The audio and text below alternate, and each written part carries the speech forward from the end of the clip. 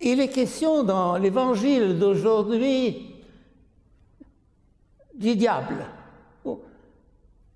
On parle d'un homme tourmenté par le diable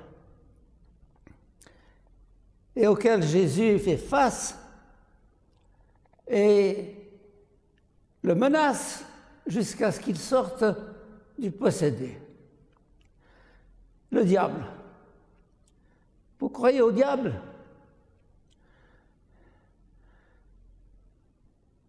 Existe-t-il encore aujourd'hui? Et sous quelle forme? Évidemment, le diable, il ne va pas se présenter avec des griffes, des cornes, une queue. Non. Quel est le visage que prend le démon de nos jours? Moi, je le vois sous la forme d'un mensonge généralisé. Jésus, d'ailleurs, parle de lui en disant « Il est menteur depuis les origines et c'est le père du mensonge. »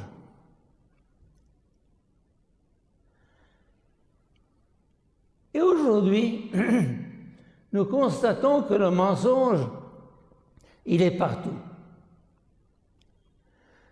Je pense aux dernières élections américaines où, avec une fraude invraisemblable dans les bulletins de vote, on est arrivé à faire passer un vieillard sénile. Peu importe, je ne peux pas entrer dans la politique, ce n'est pas mon affaire, mais de voir comment on peut tromper tout un peuple, tricher avec les citoyens de la plus grande démocratie du monde, et que ce soit passé comme ça. Moi, ça me révolte. Mensonge. Et puis, avec cette pandémie du corona, on nous raconte chaque jour quelque chose. C'est pas grave, c'est grave, le masque, le confinement, mais non, ça ne veut rien dire. Alors, et les médias mentent à longueur d'année. Qui croire, qui ne pas croire? Le mensonge est partout. C'est comment construire une société lorsque vos responsables, ceux qui sont censés diriger le pays avec droiture, passent leur temps à vous tromper. Alors il y a en moi une espèce de rage,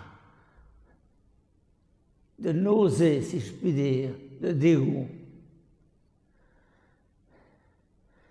C'est dans un siècle où on n'a jamais eu autant de moyens d'information et où règne en maître la désinformation avec les grands médias achetés par les milliardaires de la Terre.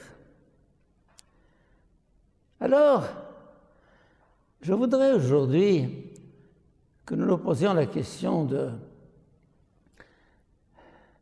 la droiture.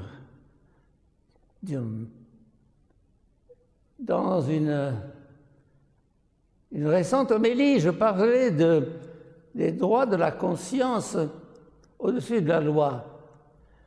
Mais on s'aperçoit que finalement, c'est très beau la conscience, mais quand cette conscience est faussée, quand la balance que vous utilisez pour connaître le bon du mauvais et le juste du faux est faussée, alors où chercher la vérité? Quand tout le monde ment à tout le monde, Et c'est là que je vois ce Jésus de Nazareth. Moi, ce que j'aime dans Jésus de Nazareth, entre autres, c'est sa droiture. Sa droiture. Devant ses amis, ses ennemis, il ne craint pas de traiter Saint Pierre, le chef des apôtres, de démon, de diable.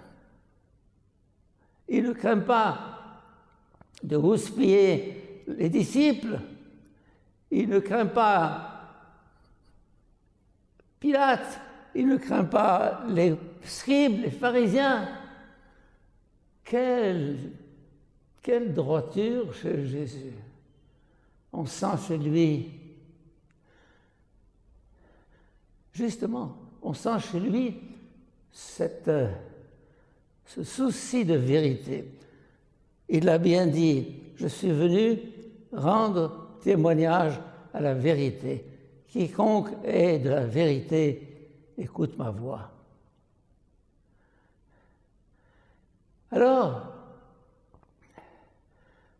nous avons parlé des politiques, nous avons parlé des élections, nous avons parlé de cette,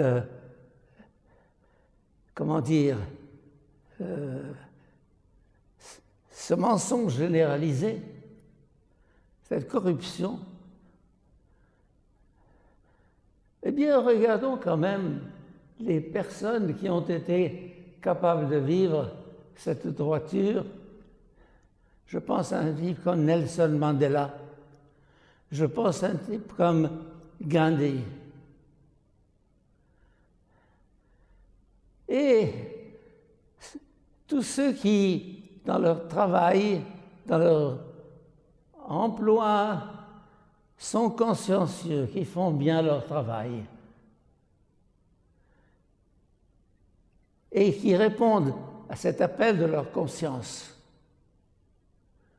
Je pense qu'il y a tant de gens droits, honnêtes, consciencieux.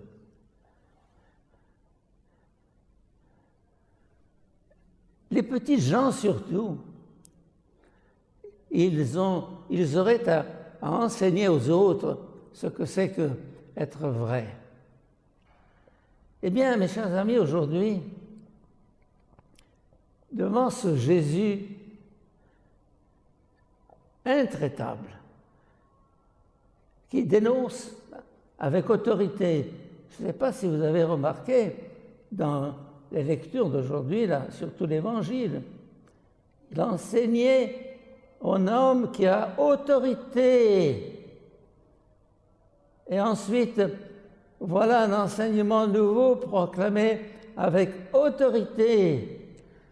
Cette autorité, qu'est-ce qu'il lui donne? Sinon, cette sincérité, cette droiture, ce sens du vrai, que la lumière en toi ne soit pas ténèbres.